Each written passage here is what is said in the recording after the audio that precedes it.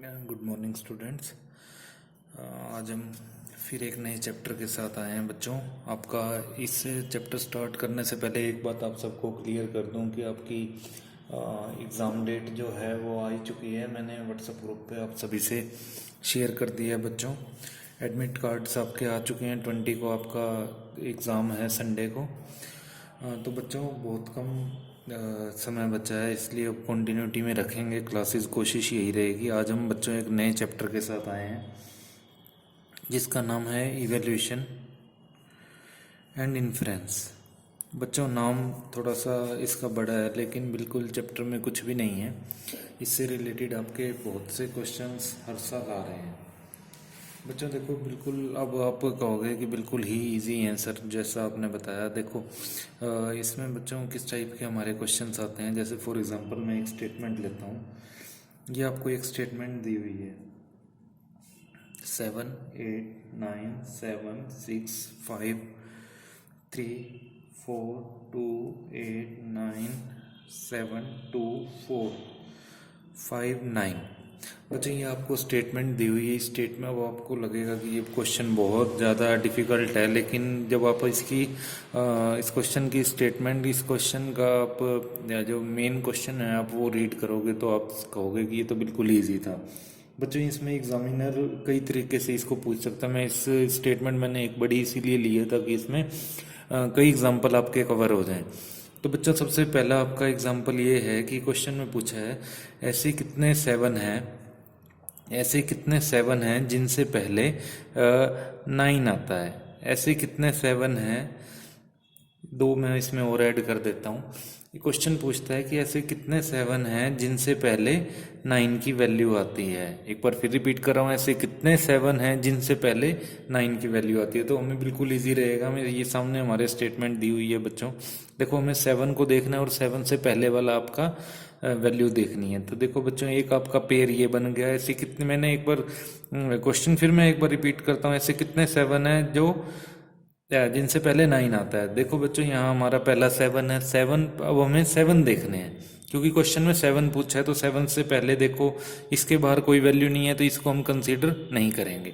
Second जो बच्चों हमारा 7 है, इससे पहले 9 है, एक हमारा पेयर हो गया। उसके बाद देखो 7 हमारा यहाँ है, यहाँ हमारा सेकंड पेयर हो गया। उसके बाद बच्चों 7 हमारा यहाँ है, यहाँ हमारा थर्ड पेयर हो गया। तो बच्चों ऐसे हमारे ऑप्शन दिया होगा 1 2 3 या नन ऑफ दीज, इनमें से कोई नहीं। तो हमारा थर्ड आंसर होएगा, क्योंकि हमारी 3 ऐसी वैल्यूज हैं जिनमें 7 से पहले की कोई और वैल्यू है। क्लियर? ये था बच्चों बिल्कुल बेसिक टर्म। इसके बाद हम थोड़ी सी एडवांस टर्म की बात करते हैं। तो बच्चों नेक्स्ट आपका इसी में ही क्वेश्चन में ले देता हूँ। ऐसे कितने 7 हैं जिनके बाद 6 आता है। एक बार फिर रिपीट कर रहा हूँ, ऐसे कितने 7 हैं जिनके बाद 6 वैल्यू आती है। देखो फिर आ जाओ 7 ढूंढने। 7 के बाद हमारा 8 है, तो ये हमारी वैल्यू नहीं कंसीडर होगी। सेकंड 7 के बाद हमारा 6 है, ये हमारी एक वैल्यू होगी कंसीडर। फिर हमारा 7 यहाँ है, 7 के बाद 2 है, तो ये भी कंसीडर नहीं होगी। और फिर हमारा यहाँ 7 के बाद 6 है, तो ये हमारा कंसीडर होगी। तो हमारा राइट आंसर क्या हो जाएगा? 2। ऐसी 2 वैल्यू हैं जिनके बाद में 6 आ रहा है। ये भी बच्चों इजी हो गया। एक हमने पहले का क्वेश्चन कर लिया, एक बाद का कर लिया। अब हमारे पास क्वेश्चन आता है नेक्स्ट, ऐसे कितने 7 है। 7 से एग्जांपल लेता हूँ। ऐसे कितने 7 है जिनके पहले 9 और बाद में 6 आता है। तो देखो बच्चों ऐसे कितने 7 है जिनसे पहले, इससे पहले कोई वैल्यू नहीं है, तो इसको कंसीडर नहीं करेंगे। इससे पहले 9 की वैल्यू है और इसके बाद 6 है वैल्यू, तो इसको हम कंसीडर करेंगे। ये हमारा एक केस हो गया। मैंने बोला ऐसे कितने 7 हैं जिनसे पहले 9 आता है, बाद में 6 आता है। इट मीन्स 9 7 6 के पेयर कितने बनते हैं? सिंपल सी बात है। अब देखो एक पेयर आपका हो गया, यहाँ 9 7 2 है, ये हमारा कंसीडर नहीं होगा। फिर हमारा 9 7 6 एक और पेयर है, तो इट मीन्स ये कंसीडर होगा। तो हमारी 2 वैल्यू ऐसी हैं जिनमें 7 के आगे 9 और पीछे 6 आता है। बच्चों इसी में नेक्स्ट टर्म एक और यूज करते हैं। इसमें कई बार क्वेश्चन आ जाता है। जैसे फॉर एग्जांपल मैं आपको कहता हूँ ऐसे कितने 9 हैं। अब मैं थोड़ा क्वेश्चन चेंज कर रहा हूँ। ऐसे कितने 9 हैं जिनसे पहले इवन संख्या आती है, सम संख्या। आप सब पढ़ चुके हो सम विषम के बारे में। तो क्वेश्चन हमारा है ऐसे कितने 9 हैं जिनसे पहले सम संख्या आती है। तो देखो बच्चों यहाँ 9 से पहले 8 आ रहा है, इट मीन्स हमारी एक वैल्यू ये होगी, हमारी सम संख्या है 8, 8 हमारी इवन नंबर है। उसके बाद नेक्स्ट चलो 9 से रिलेशन पूछा है, तो हम 9 से पहले फिर 8 आ गया, फिर बच्चों ये हमारी सेकंड वैल्यू होगी। फिर 9 हमारा इससे पहले 5 है, ये हमारा कंसीडर नहीं होगा। क्यों? क्योंकि इससे पहले विषम संख्या है, ओड संख्या है, ओड नंबर है। तो बच्चों हमारा आंसर क्या हो जाएगा? 1 2। तो हमारे ऐसे दो ही पेयर बने जिनसे पहले इवन संख्या आ रही है। सेम ऐसे ही बच्चों आपका ओड संख्या का हो सकता है, फिर सेम ऐसे इन दोनों का डबलिंग भी कर सकता है, जिनसे पहले इवन आ रहा है और जिनके बाद ओड आ रहा है, तो वो बच्चों आपके लिए इजी हो जाएगा। इस टाइप का एक और एग्जांपल बताता हूँ। कई बार बच्चों एग्जाम में देखने को आया है कि इस टाइप के क्वेश्चंस आ रहे हैं। इसके बाद बच्चों एक और टाइप के क्वेश्चन करते हैं इसी में ही। इससे रिलेटेड आपको कितने भी एग्जांपल मिल जाएंगे, आप अपनी बुक में देख सकते हैं बच्चों। इसके बाद एक और हम एग्जांपल लेते हैं। कई बार बच्चों हमारा क्वेश्चन आता है कि जैसे फॉर एग्जांपल ये थोड़ा इससे हट के पैटर्न है। जैसे ऑरेंज को हम कहते हैं पाइनएप्पल। मैं क्वेश्चन की स्टेटमेंट कह रहा हूँ। ये कहता है हम ऑरेंज को कहते हैं पाइनएप्पल, पाइनएप्पल को हम कहते हैं टमाटो, और टमाटो को हम कहते हैं फॉर एग्जांपल एप्पल। ठीक है, तो बच्चों ये हमारी क्वेश्चन ये है, ये कहता है कि तो हमारा क्वेश्चन सुनो, ये तो हमारी स्टेटमेंट है। तो क्वेश्चन है कि रेड कलर का फ्रूट कौन सा है? रेड कलर फ्रूट कौन सा है? रेड कलर फ्रूट कौन सा है बच्चों? देखो ये कहता है कि ऑरेंज को हम कहते हैं पाइनएप्पल, पाइनएप्पल को हम कहते हैं टमाटो, टमाटो को कहते हैं हम एप्पल। तो ये कहता है हमारा, इसमें थोड़ी सी ये स्टेटमेंट और चेंज कर देता हूँ मैं। एप्पल को फॉर एग्जांपल ये कह देते हैं सोप। ठीक है, तो बच्चों हमारा क्वेश्चन क्या है? हमारा क्वेश्चन ये है कि रेड कलर का फ्रूट कौन सा है? रेड कलर का फ्रूट बच्चों देखो, इसमें एक चीज क्लियर कर दूं मैं, जो भी ये वैल्यू कहे, जिस भी क्वेश्चन में ये वैल्यू कहे, हमें उसी को पुटअप करनी है। हमें अपनी तरफ से कंक्लूजन नहीं निकालना, जो हमें स्टेटमेंट में बोला है उसी के अकॉर्डिंग ही चलना है। अब जैसे इन्होंने कहा कि रेड कलर का फ्रूट कौन सा है, तो रेड कलर का हमें पता है कि एप्पल होता है। एप्पल, रेड कलर का एप्पल होता है, तो बच्चों एप्पल को हम किस नाम से जानते हैं? सोप। तो हमारा सोप राइट आंसर हो जाएगा। बच्चों जिसको जो बोला जाता है, मैं जैसे कहता हूँ कि फॉर एग्जांपल किसी नाम को आप कह दो, किसी भी नाम को, जैसे कोई बड़ा सा नाम, प्रियंका को जैसे अगर घर पे प्रिया बोला जाता है, तो बच्चों हम आपको कहेंगे कि ये लड़की कौन है, तो कुछ बच्चे उसको प्रियंका कहेंगे, कुछ प्रिया कहेंगे, क्योंकि वो प्रिया के नाम से बोली जाती है। तो बच्चों इसमें हमें बिल्कुल भी अपना माइंड नहीं चलाना, बिल्कुल भी नहीं चलाना। जैसे ही हमारी स्टेटमेंट दी हुई है उसी के अकॉर्डिंग हमें अपना रिप्लाई देना है।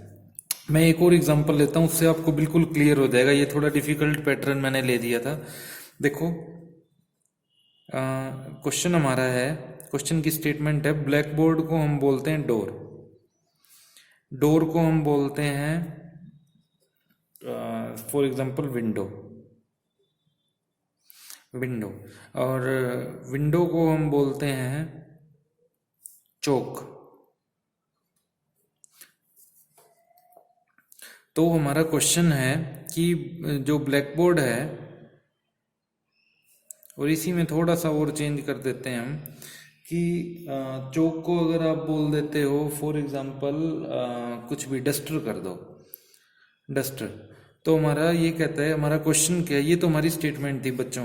ब्लैक बोर्ड को अगर हम डोर बोलते हैं, डोर को अगर हम विंडो बोलते हैं, विंडो को अगर हम चौक बोलते हैं, और चौक को अगर हम डस्टर बोलते हैं, तो हमारा क्वेश्चन है कि ब्लैक बोर्ड पर किस चीज से लिखा जाता है? ब्लैक बोर्ड पर किस वस्तु से लिखा जाता है? तो बच्चों अब आप देखोगे कि हमें क्लियर पता है कि ब्लैक बोर्ड पे चौक से लिखा जाएगा, लेकिन चौक हमारा राइट ऑप्शन में जरूर दिया होगा, लेकिन चौक हमारा राइट आंसर नहीं है, क्योंकि बच्चों चौक को हम बोलते हैं डस्टर।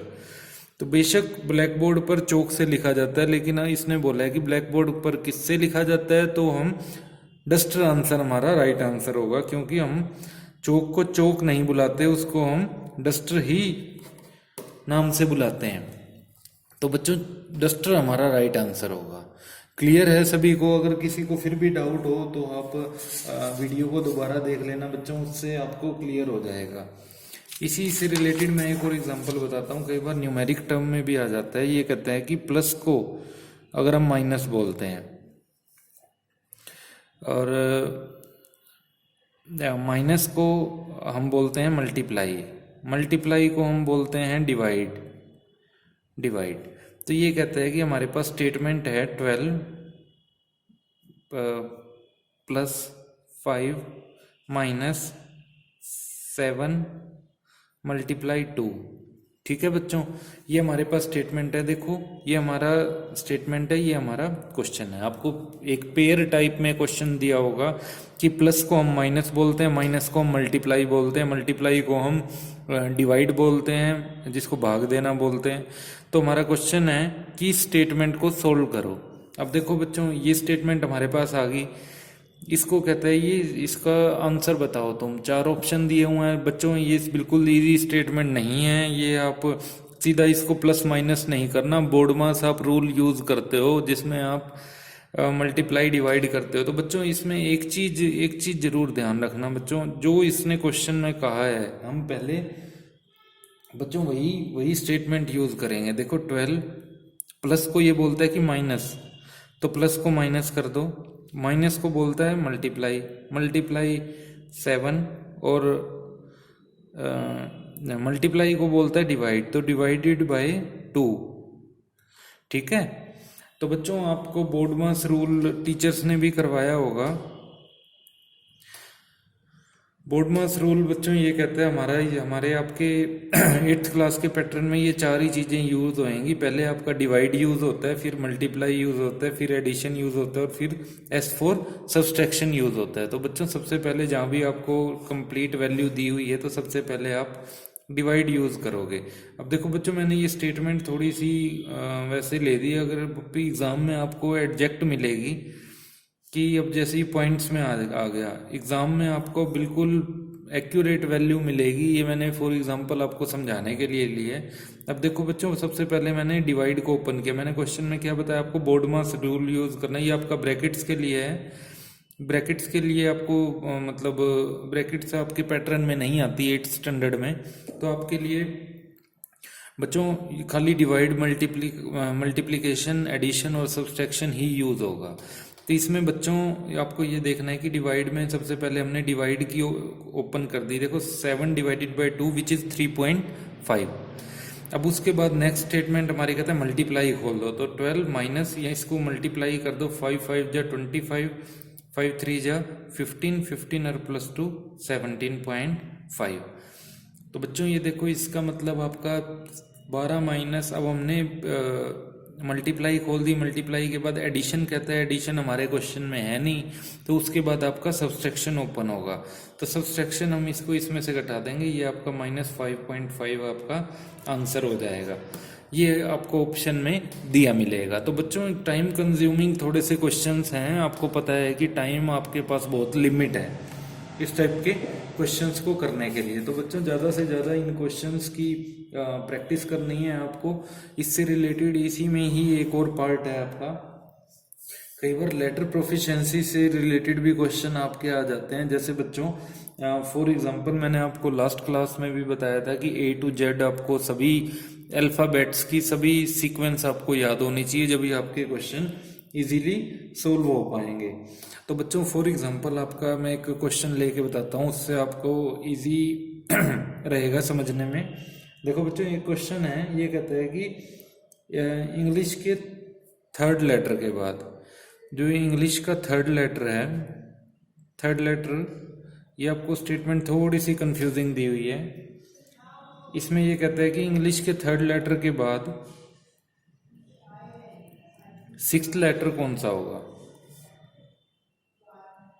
6th लेटर कौन सा होगा। तो बच्चों देखो आपको इंग्लिश का 3rd लेटर पता है ABC, उसके बाद 6 आपको काउंट करने हैं DEFGHI, बस ये आपको बताना है कि इसके बाद आई होगा तो आई आपका राइट आंसर है।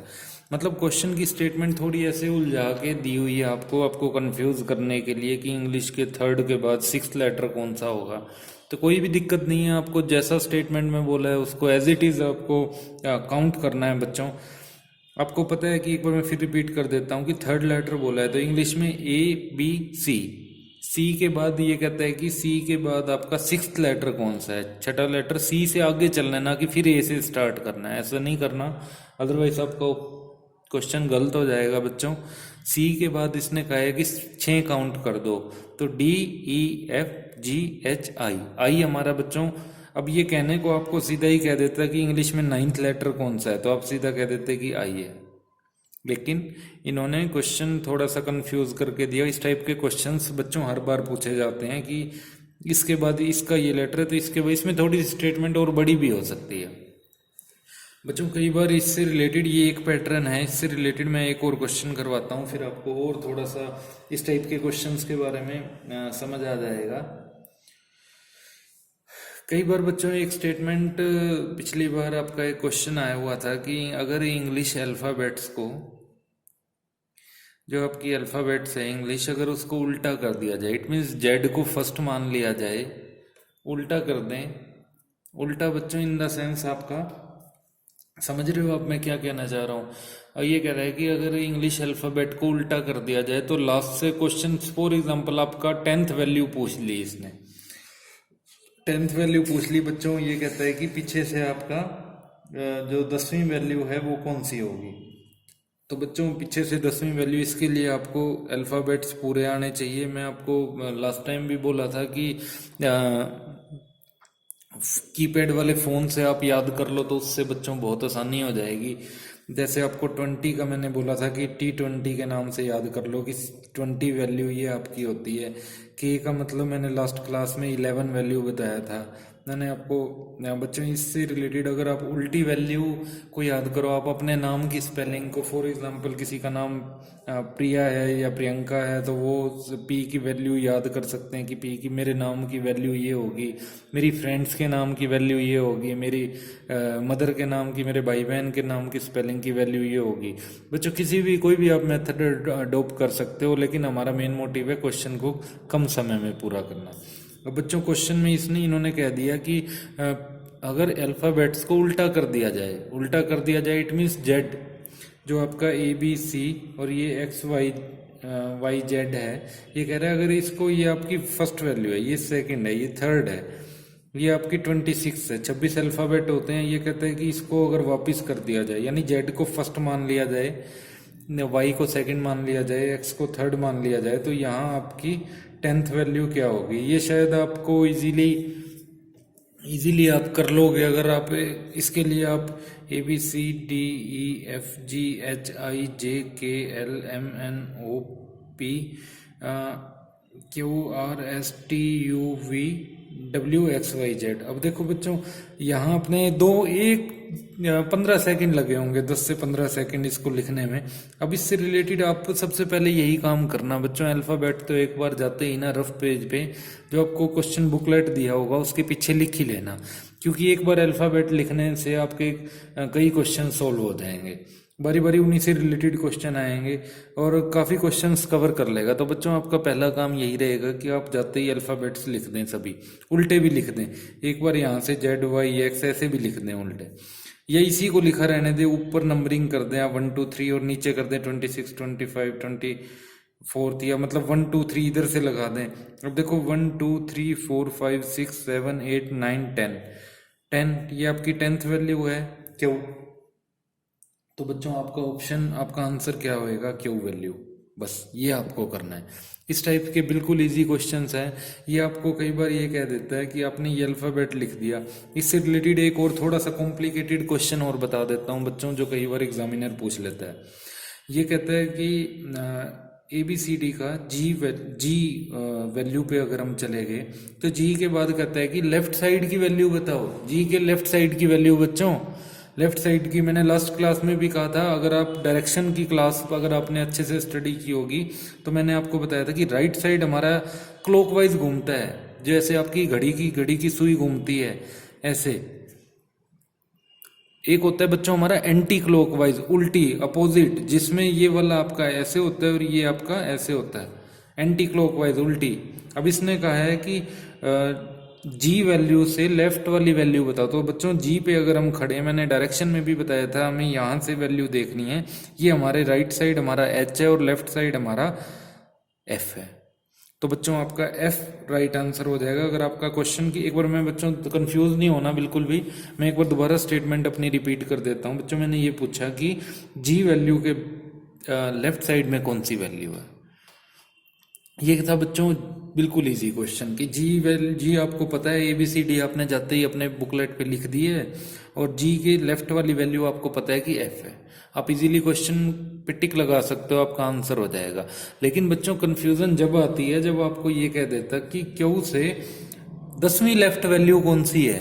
बच्चों क्यू से 10वीं लेफ्ट वैल्यू कौन सी है, तो क्यू से आपको काउंट करना है कि 1 2 3 4 5 6 7 8 9 10 जो आपकी जी होगी।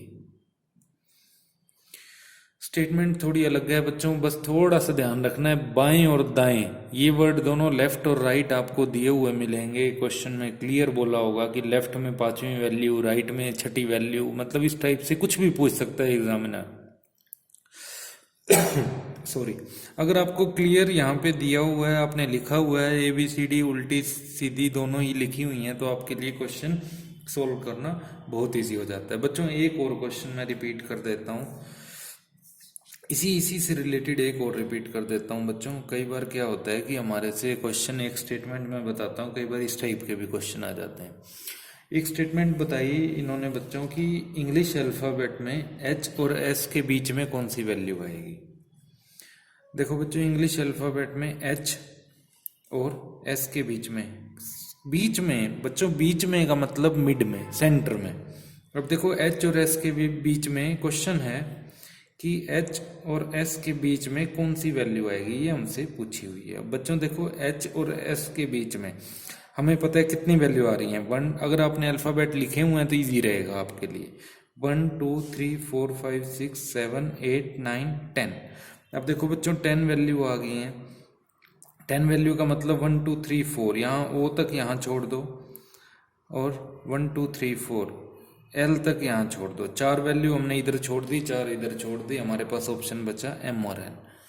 सेंटर में कोई भी वैल्यू नहीं आई, तो हमारा ऑप्शन क्या, आंसर क्या रहेगा, एम और एन। या तो एम होगी या एन होगी। लेकिन बच्चों अगर यहाँ पे मतलब अब हमारी बीच में 10 वैल्यू थी, एच और एस के बीच में हमारा डिफरेंस वैल्यूज जितनी हैं वो 10 थी। अगर ये 9 होती तो हम 4 इधर छोड़ देते, 4 इधर छोड़ देते, जो सेंटर की वैल्यू बच जाती ना बच्चों, वो आपका आंसर रहता। एक बार फिर रिपीट कर दूं, बहुत ही इजी क्वेश्चन है बच्चों, एक बार फिर समझो। क्वेश्चन हमारा है कि एच और एस के बीच में कितनी वैल्यूज हैं। एच और एस के बीच में बच्चों हमारी 10 वैल्यू हैं। हमने अल्फ़ाबेट लिखे हुए हैं, हमें क्लियर इंडिकेशंस हैं कि यहाँ हमारी 10 वैल्यू हैं। 4 वैल्यू हमने इधर छोड़ दी।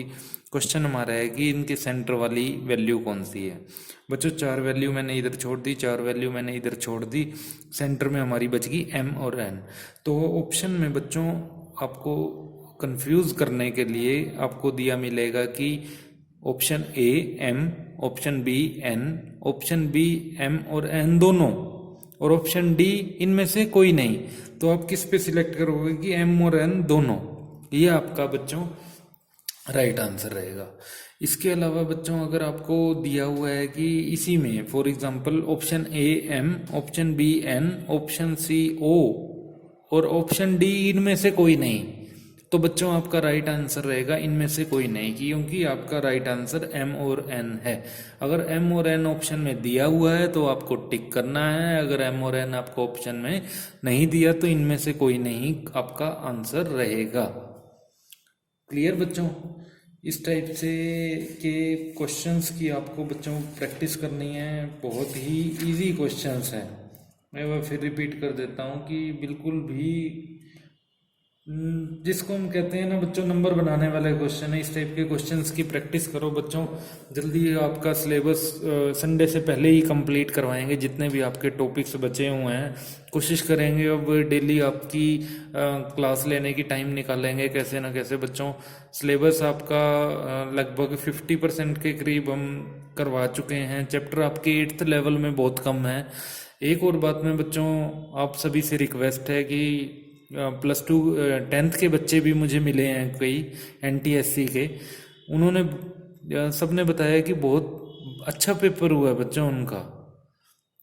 मतलब इतने कम समय में अगर आप तैयारी कर रहे हो तो बच्चों उसके बाद भी अगर आप अच्छा एग्ज़ाम दे के आ रहे हो तो वाकई में काबिल तारीफ़ है बच्चों। इसका रिज़ल्ट आपका जल्दी ही विदिन 2 मंथ्स आपका रिज़ल्ट आ जाएगा। लगभग जनवरी लास्ट या फेब में आपका रिजल्ट आएगा। तो बच्चों बिल्कुल भी हेजिटेट नहीं होना, सभी बच्चों को एग्ज़ाम देना है। एक बार मैं फिर कहता हूँ कि किसी बच्चे का अगर एडमिट कार्ड नहीं निकल रहा तो आप मेरे पर्सनल नंबर पे व्हाट्सअप करें, मैं आपको डिटेल्स भेजें, मैं आपको एडमिट कार्ड आपका भेज दूंगा। अपने क्लास टीचर से कांटेक्ट में रहें। और बच्चों जो आपका सेकंड एग्ज़ाम होना है, जो आपका सब्जेक्ट रिलेटेड एग्ज़ाम है जिसमें मैथमेटिक्स, साइंस और सोशल स्टडी आनी है बच्चों, उसकी प्रैक्टिस ज़रूर करें। क्योंकि एक पेपर क्वालिफाई करना क्वालिफाई नहीं माना जाएगा बच्चों। मैं एक बार फिर बता दूं, पर बच्चा पर ईयर 12,000 की स्कॉलरशिप है अगर आप टेस्ट क्वालिफाई कर देते हो। एक 8th क्लास के बच्चे के लिए शायद मेरे हिसाब से बच्चों 48,000 मायने रखते हैं। तो बच्चों पर स्टूडेंट 48,000 का बेनिफिट हो जाएगा अगर आपका ये टेस्ट क्वालिफाई हो जाता है। तो बिल्कुल भी बच्चों हेजिटेट नहीं करना, अपनी तैयारी स्टार्ट रखो। यही लास्ट वीक भी नहीं कह सकते हम, पाँच ही दिन बचे हैं आपके पास बच्चों। संडे को आपका एग्ज़ाम है। किसी बच्चे का एडमिट कार्ड ना निकले तो आप मेरे पर्सनल नंबर पे कांटेक्ट कर सकते। व्हाट्सअप करना बच्चों, प्लीज़ कॉल मत करना, क्योंकि कॉल्स बहुत हो जाती हैं, दिन में रिसीव भी नहीं कर पाते। आप व्हाट्सअप छोड़ देना। किसी बच्चे को किसी टॉपिक पे डाउट है तो व्हाट्सअप छोड़ देना। किसी बच्चे का एडमिट कार्ड नहीं निकल रहा तो आप व्हाट्सअप छोड़ देना। जितनी ज़्यादा से ज़्यादा आपकी हेल्प हो सकेगी बच्चों करेंगे।